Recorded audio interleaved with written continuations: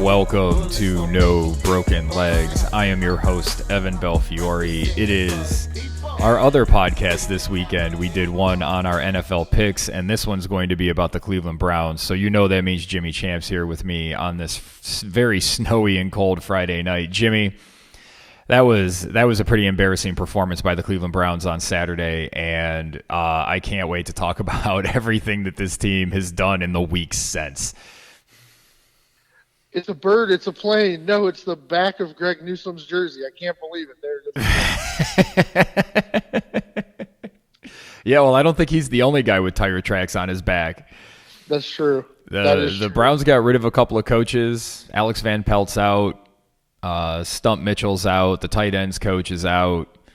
Was there one more? I can't even remember. No, that was it. Those were the big three that got let go from apparently an award-winning coaching staff. So I don't know what's going on there. I heard some talk that Alex Van Pelt's contract was up and that he just wasn't re-signed. There's some conflicting reports there, but he's not going to be back either, regardless, which, I mean, what did Alex Van Pelt do anyway, Jimmy? I mean, it's Kevin Stefanski's offense, and he calls the plays. Right. It was always right that Van Pelt helped more. His job was like during the week up until Saturday, helping Stefanski put the plan together. But yeah. I don't know why he even went to the stadiums on Sundays. Yeah. I don't know. Well, maybe it was because he's the only coach on the sideline for a Browns playoff win. Ooh, shots fired. Pew, pew. You know, I know Kevin Stefanski has that 1-2, but he wasn't on the sidelines for that win. And He was on the sideline for the loss on Saturday, where it was just bad.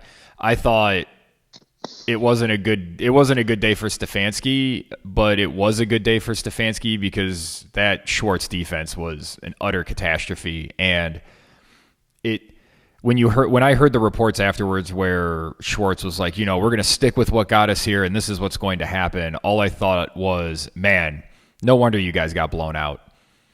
Like, you cannot be one-dimensional in the current NFL and expect to win. And I think that's what we really saw from Houston. They knew what the Browns were going to do, and they spent extra time making sure they knew how to exploit it. And when they did, Schwartz didn't have a second punch.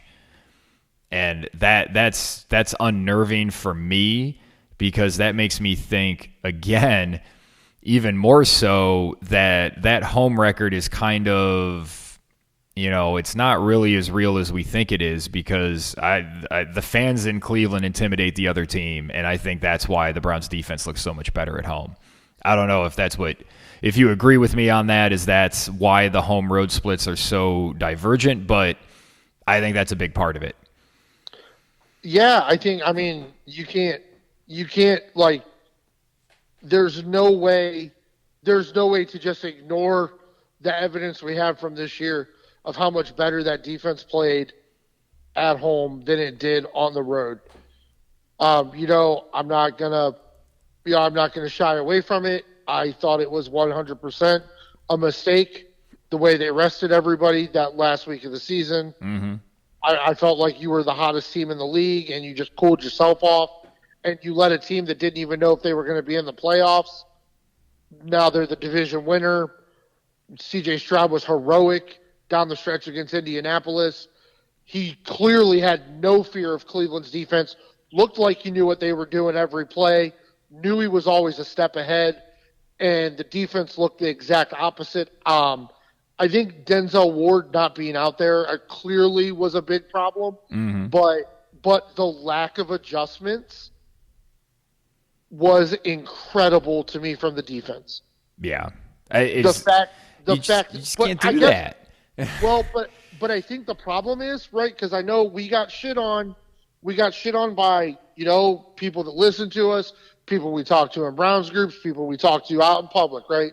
We got shit on for talking about the problem in the defense is still up the middle. We fixed the D-line, but the problem is still the linebackers and the safeties. It's still a problem. And everybody told us, no, look how good the defense is playing. But then you had a game where the defense completely failed, but you couldn't do anything else because they were exploiting the linebackers and the safeties, who were trash, continue to be trash. That's a Like problem maybe because maybe they went that's out and signed JJJ because he was supposed to be the guy to help them in the secondary. And then they're like, no. Okay, that guy sucked. He didn't work out. Let's go get Thornhill, who's been in and out of the lineup for most of the year, mostly out. That signing hasn't worked out for him at all. And I was looking ahead because this team's going to be in some cap problems this year. Yep. And Greg Newsom's probably not going to be back on this team, although based on how he played, I'm sure a lot of Cleveland fans would be happy to escort him to the airport. It's a lot of the same things that we talk about. You talked about momentum, and I think that's a good point. They were hot. They stopped playing. They rested all their guys, and then they came out and they were a little flat, although they looked pretty good there in the first quarter. But it's the inconsistency that we see from this team makes it hard to pin down what's actually going on. Was it a lack of, did they get cold, or was this just one of those games where Myles Garrett is on a milk carton? Well, I mean, that shouldn't surprise him because he's always on a milk carton in a big game like this. Ooh. So, the numbers don't lie. His numbers in December and January are not what they are early in the season. No, and maybe it's unfair because maybe he's just still injured than what they let on. Because would it surprise anybody if the Browns medical staff didn't properly diagnose the severity of an injury? No, that would not surprise me at all. Which I want to say something about the Browns medical staff because you brought them up. Everybody's talking about the injuries, and Browns Nation, from the media on down to the fans, are like the dog in the room that's on fire. This is fine. Right. This team has injuries every year, and they seem to have a lot of injuries every year. And it seems to be more than what other teams are dealing with. Not to say that other teams don't deal with injuries too, but the Browns always seem to be one of the most injured teams in the league year after year after year after year. It spans coaching staffs. It spans GMs. Yeah. At some point, is there any accountability for the medical staff, for the training staff, for the strengthening staff? At some point, it's like there's got to be something going on there because we see a lot of problems, and this is the type of stuff that can ruin. You can put all the right pieces in place, but if they're not on the field, it just doesn't matter. Yeah, no, I completely agree. And I mean, it finally caught up to them where you just had a lot of guys who shouldn't be in rotations or starting in a playoff game there, and it showed. Oh, man, That's a great transition for me to talk about Joe Flacco. Yeah. Because you want to talk about a guy that gets a pass. Whew. That's a 10-point game. They're in Houston territory. They're driving. They look like they might have something going, and he throws two of the just worst pick sixes I've seen in a long time. And it's the sort of thing that normally in a Cleveland market would lead to people wanting somebody's head on a pike, and everybody just wants to embrace Joe Flacco like they embraced Jacoby Brissett last year, even though they cost you games. Yes.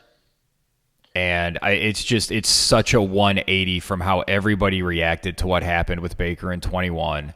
And Garrett's not taking a lot of heat yet, but when the off-season stuff starts kicking in more, I think you're going to hear a lot of people complaining about Garrett as we get into the time of year when people start talking about, are the Browns a playoff team? Like we saw them last year. Can they get better? What can Myles Garrett do to be better? Well, before the season when we talked with Ron, it was like, Myles Garrett's in year, 8, 9? Like, this is who he is. Yes. Yeah. Like, who do you see in the league? Who do you see that's been in the league 8 years that all of a sudden gets better? Yeah. That all of a sudden has had opportunities to play in big games, hasn't showed up, and then all of a sudden shows up. Although Jared Goff's kind of breaking that mold a little bit, so maybe there's hope for Miles. Well, he had been to a Super Bowl. Yeah, where he pooped the bed.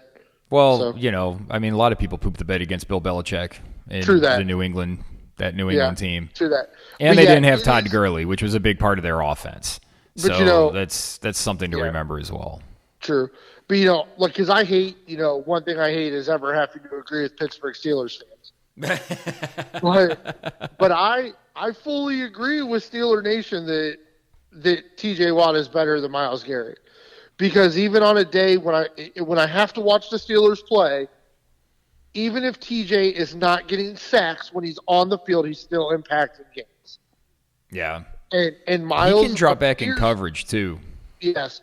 And Myles is getting to a point where it appears he's schemable. A good offense can seemingly at times scheme him out of the picture. And it was one of the few games, because I don't want to, the rest of the defensive line played really well all year, but it was a situation where this was the game where the rest of the D-line just wasn't as good as they had been all year. Nope. This is where Myles Garrett is supposed to be a superstar. Yeah, Zadarius Smith played really well for most of this year, and he was pretty much absent. Yeah. And if teams are going to be throwing 2-3 guys at Garrett, then he's the type of guy that has to step up. Yep, that's why he was brought in, and he did. And it stinks. And for me, I just both, and I guess it's just both pick sixes. Both of those passes are just unexcusable. There's no. Well, I mean that's our guy, man. That's Joe Flacco. That's what he does. He throws interceptions in big games. There's just no way to get over it. And then, I hated that it happened. I thought the Browns were going to lose. I hated the way it happened, but I did like the symmetry, right? Because, so take this little drive down this road with me. Mm-hmm. So most of Browns Nation that were against the Baker draft pick, that never gave Baker any credit, the Baker haters, then automatically became pro Deshaun. Right. Yeah. And one of the biggest and pro Brissett and pro Flacco and pro anybody that gives them any glimmer of hope that this team is going to actually outperform what they did with Baker on the team, which they still haven't done. One of the biggest things going on Browns Twitter during that football game was there were people being like, "Hey, the best part is after they get done kicking our ass, we get to give them our first round draft pick." Yeah, that's the part that really hurts. But all week long, it was just funny because all week long people were like, listen, the Texans didn't just get better because of the draft picks they got from the Browns, but from the Deshaun Watson trade.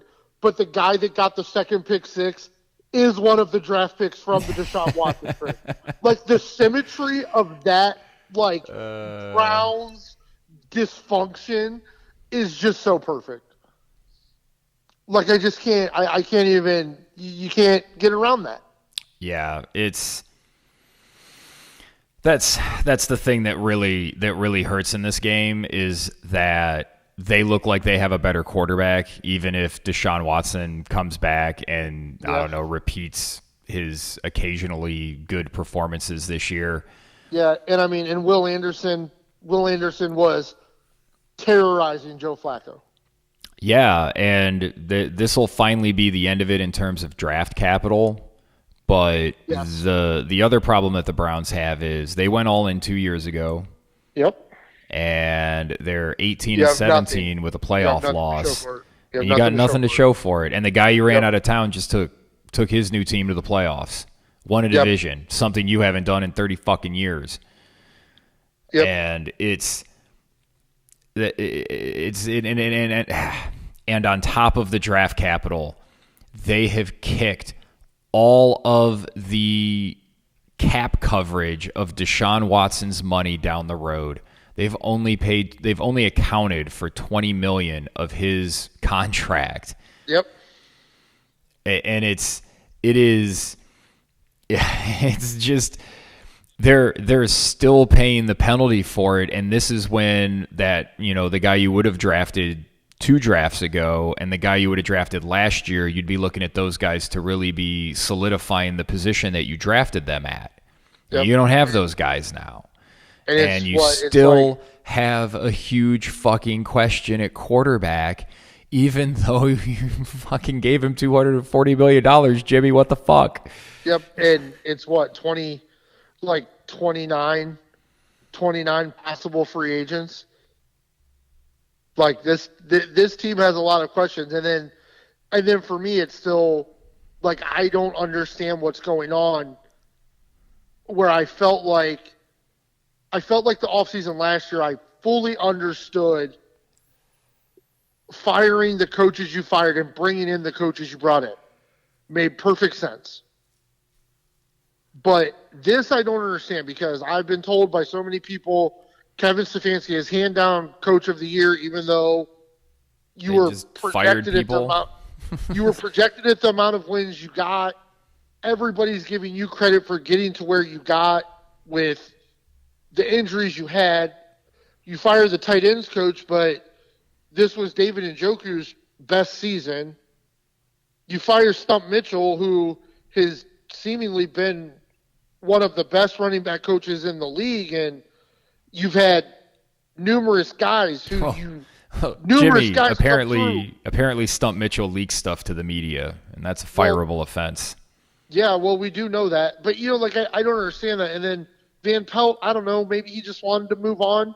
Maybe, he wanted to move on. But then I also don't understand who takes the job to be the Browns offensive coordinator to not get to be an offensive coordinator. Yeah, you're not going to call plays. It's not your offense. Are they going to just announce Kevin Stefanski as the offensive coordinator? Like, it's weird. It was weird to me. I don't understand. Like, if the head coach gets a pass on everything that happened because of the injuries, how do the other coaches not get provided that same pass? Like, that's weird to me. I don't know. The Stump Mitchell leaking to the media thing had my wheels turning because there's not a lot of information on it, but I wonder if he leaked something about somebody that's higher up than he is, and he leaked it to a reporter that is more loyal to that person that is higher up than he is, because there haven't really been any stories about the front office or the coaching staff.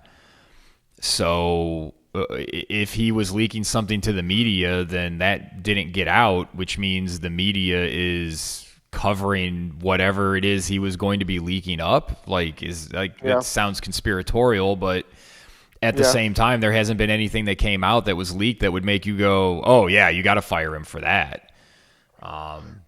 So it feels a little bit to me like Haslam knows what we just said about how it's been 2 years since they went all in and they've got nothing to show for it, and he felt like somebody had to pay.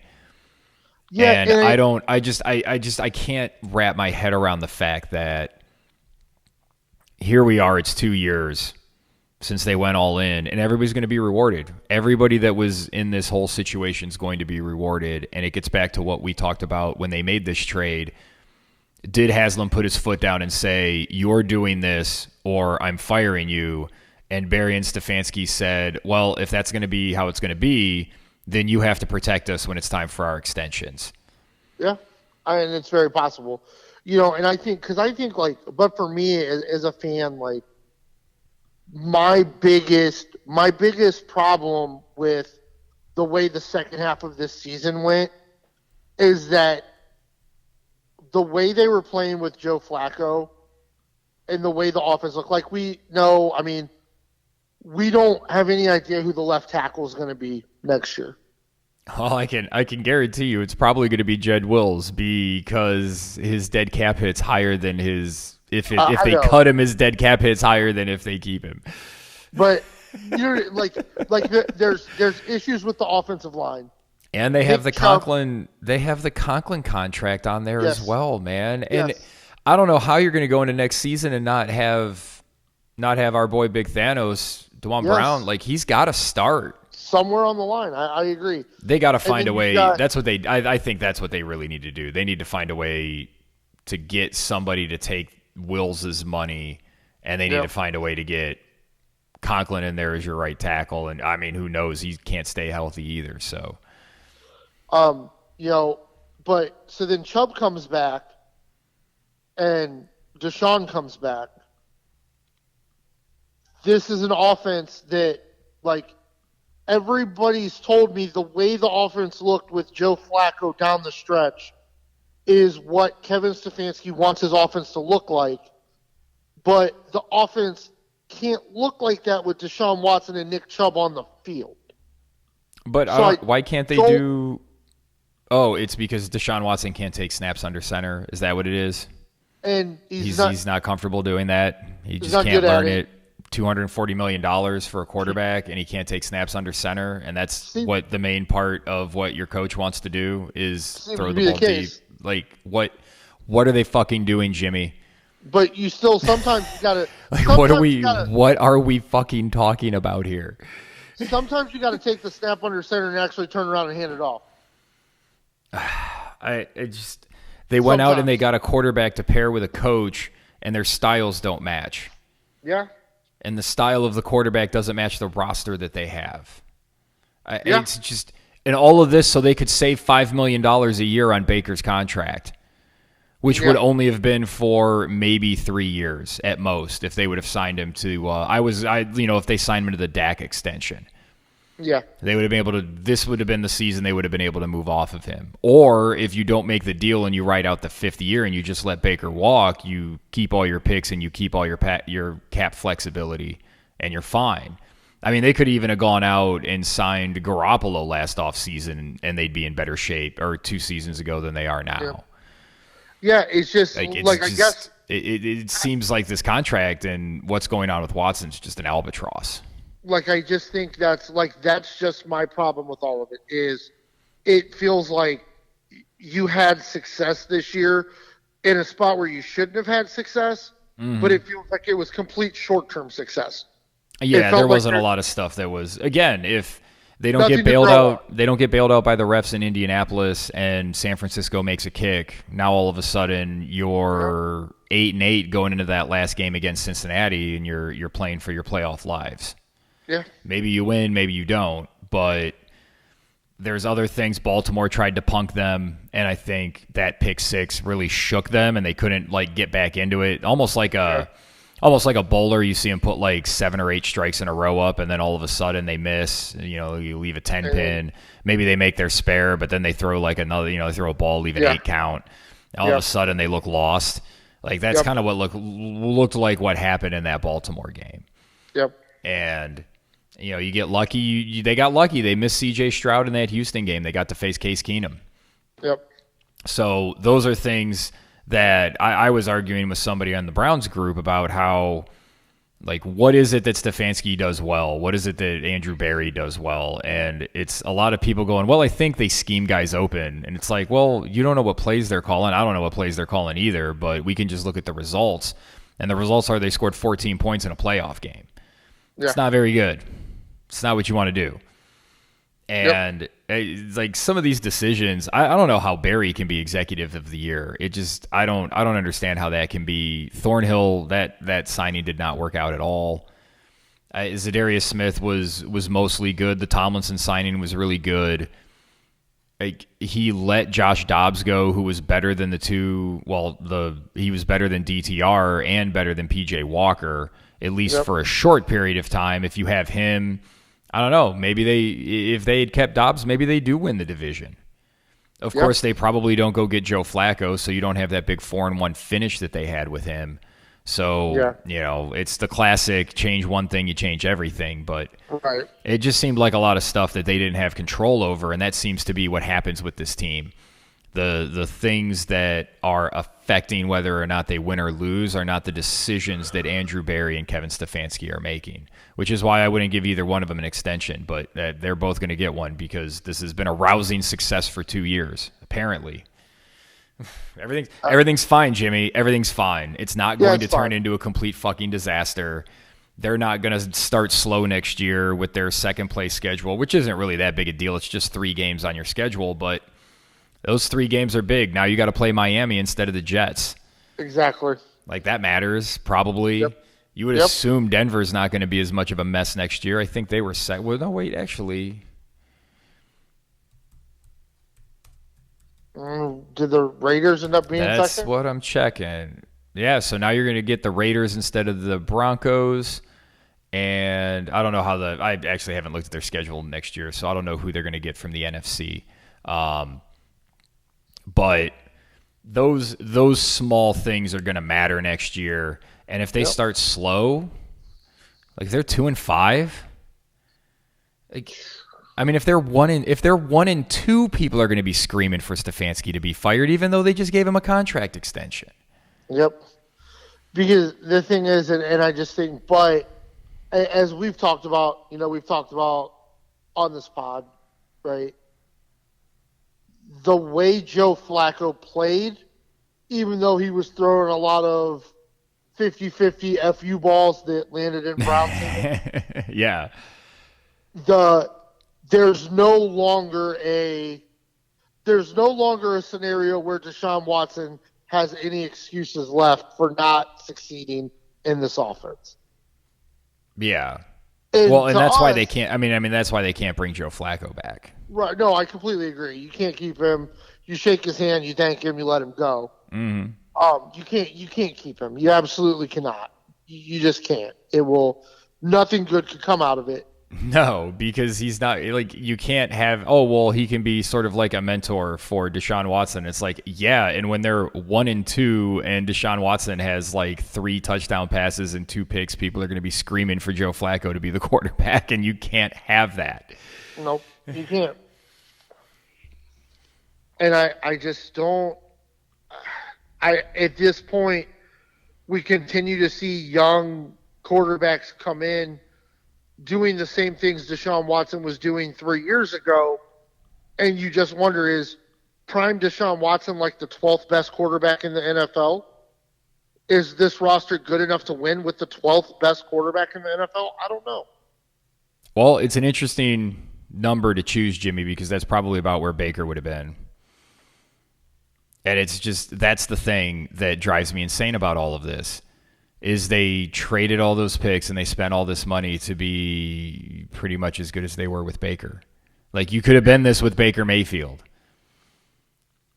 Yeah. Oh, yeah. In fact, you'd be better because you'd have more cap space. You'd have an extra $20 million a year in cap space, which you can use for 1 or 2 good players or 4 good players that help bring depth to your roster so you can rotate your defensive line a little more, or God forbid, bring in a fucking linebacker that's good. How about that? They continue to think that some of these positions don't matter. We think they do. You got a good year out of Tomlinson. He's getting a little older. What is he going to look like next year? What is Garrett going to look like as he starts to get a little older? And then, are they going to go into next season with the same linebacking core again? I mean, we were criticizing them for doing that last year. probably. Well, most likely. Do you know what team I think the Cleveland Browns are going to start to resemble? Who's that? The New Orleans Saints. Yeah. They're going to be a team that does a bunch of shenanigans every year, and they're going to pat themselves on the back each offseason for how smart they are.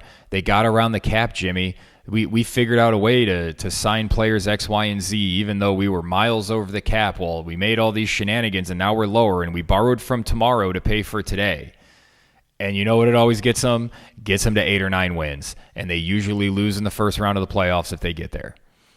And that's where I think the Browns are looking at over the next couple of years, because the defense isn't as good as it needs to be, and we haven't seen anything from that offense to tell us they can be consistent enough to win games at a high level.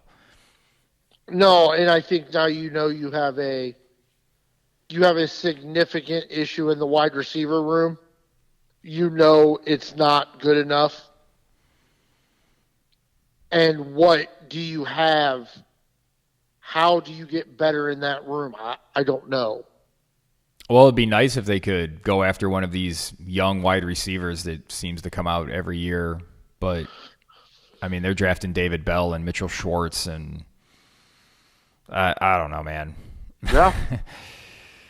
Goodwin looked all right at times. Who was totally blanking on the other guy's name? He had some nice moments with Flacco. Was I that don't know. Goodwin? Was I thinking of Goodwin? Isn't there another guy? I don't know. Not sure. All I can think about is Tillman sucking. So I'm not. Tillman, that's actually who I was thinking. He had like a few moments here and there where Tillman was all right, but yeah, Yeah. they're just not good enough. I think that's what it comes down to. They're just not good enough. And I guess I just don't, as a fan base and an organization, right this moment, I don't know what the goal is, what you're trying to do. Because when you trade all those first round drafts, Yeah, it's Super Bowl. the goal has to be Super Bowl. And it doesn't feel like that's what they're trying to do.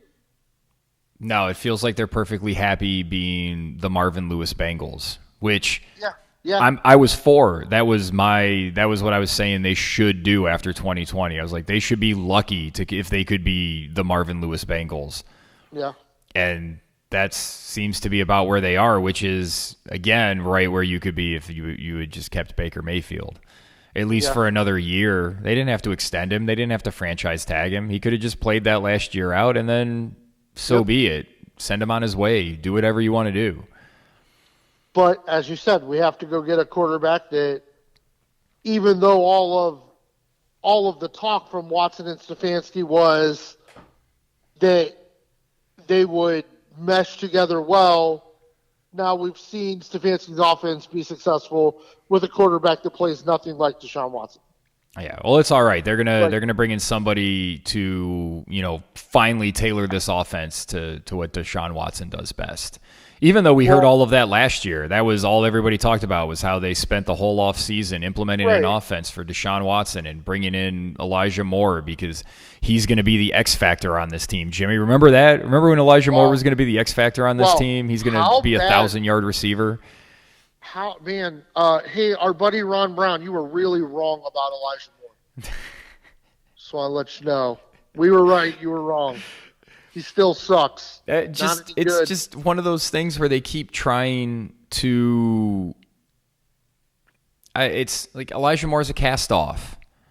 David Bell, Mitchell Schwartz, like these third, fourth, fifth round picks that they're throwing at this position. And I know like Puka Nacua and some of these other receivers that came out were drafted in the third, fourth, and fifth round. Well, why aren't they drafting these guys? You know who was significantly better than Eli Moore this year?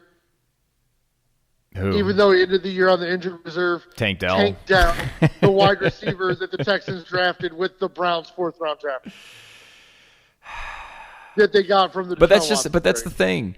Houston still gets another first rounder from the Browns, and they're already better than them. Like oh my goodness. Like I feel like next year to even make this anywhere near successful, you need like at least 2 playoff wins next year. Oh my God. And I look at the AFC and I go, how do you do that? I think I still think at full tilt, they're better than Miami. Although, seeing how they played in that playoff game, you would imagine Mike McDaniel's going to coach circles around Stefanski and Schwartz, even though Schwartz does tend to play the Shanahan offense well. Based on what I saw in that game, like I don't see how they're going to keep track of Waddle and Hill. They just got to make sure they're playing Miami at home in the playoffs. Yeah. I mean, I wouldn't trust the Browns against the Bills. I mean, I wouldn't, any more than I would anybody else I don't think is that good. I mean, the Bills could self-implode because they do that sometimes. I definitely think Baltimore's better than Cleveland. We already said Houston. Jacksonville gets their shit together. They should be better than Cleveland. I mean, if the kid Indianapolis drafted ends up being any good, Indianapolis could be pretty good. I think he is pretty good. The problem is I don't think he's going to be able to stay on the field the way he plays. Yeah, that's true too. He did take a whooping his first year. Yeah, and we know the Chiefs are better, and we'll see what happens with the Raiders. That's a team that nobody's talking about, but next year going into the season, everybody's going to talk themselves into Peyton in Denver. Everybody's going to talk themselves into the Chargers being better. And I think Vegas might be a team that we should look at if their over-under sits at 6.5, like Yeah. Well, I mean, I think if you get a non-maniac as a coach for the Chargers, they'll be much better. Yeah, and that's a big part of this too. The Jets are going to get Aaron Rodgers back, so they're going to fancy themselves playoff competitors. We'll see what happens in New England. I think they need to find a new quarterback, but we've seen enough coaching. We've seen what coaching can do for young quarterbacks, so maybe they bring somebody else in that emphasizes what he does well. I don't think he has it, but maybe. That Joe Burrow guy, he'll be back next year. Yeah, that's a problem. So, because they're probably looking at being the third best team in their division. And that doesn't mean you can't make the playoffs. No, but you're probably not winning the Super Bowl that way. But it's going to make it a hard road. Yeah, everything really set up for them this year. With the Chargers being bad, with Cincinnati having Joe Burrow be hurt, Jacksonville was bad. Yep. Indianapolis overperformed, Houston overperformed, so maybe you look at Houston and Jacksonville as a wash. Yeah. But Baltimore looks every bit as good as they used to, and Buffalo's not going anywhere, and Miami's not going anywhere. And the Jets should be better. I mean, if they're not better with Aaron Rodgers than they are without him, then there's another one for the quarterback recycle bin. Yep. Well, that's probably as good a place to stop as any. We still don't know what the final cap situation is going to be for the Browns. They're going to roll over about $30 million, which is going to help them. They're still a little over the cap, anywhere from $15 to $25 million, depending on which site you look at. But these are all estimates anyway. They'll finalize the cap numbers. We'll find out where the Browns are here as we get into March. And we'll look at who's going to stay, who's going to go, who they hire as these assistant coaches, and just see what happens in this offseason and get ready for a draft where, the Browns don't have a day one pick. Again. So, and he's got, like Barry's got to hit. He has to hit on these day two picks, just because we know in a couple years that Watson money starts hitting, you're going to need some young guys. Yeah, because they're going to have to they're going to have to restructure his deal to free up some cap space, which means that right now it's $65 million the next 3 years, and then there's like another $9 million the last year. So what they're probably going to do is move some of the money to that extra year after his contract's up. I think they call that a void year, but it's the sixth year. It's a 5-year deal, but that's the 6th year where they can throw some of the money. So I'm guessing they're going to throw some of the money in that year and maybe try to clear up like $20-30 million and throw it towards, that'd be 3 years. No, 1, 2, 3. That'd be 4 years down the road. So you can see how complicated this gets with the cap.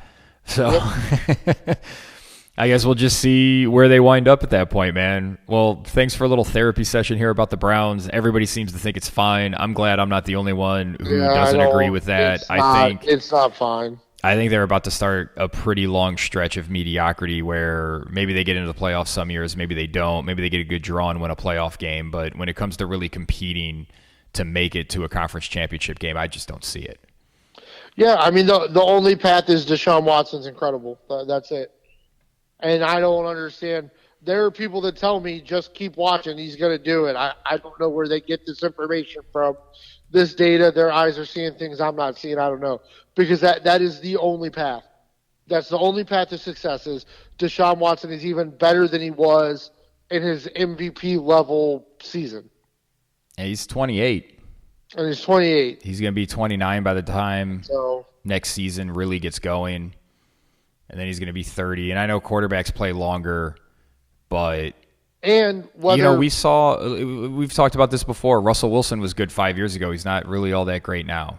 Yeah, and then you're also going to have the tape of that Texans game, right, is going to be out there, and teams are going to go, well, I mean, if Schwartz isn't going to change what got him there, how to attack it. So will Schwartz have a counterpunch to that next year? Hopefully.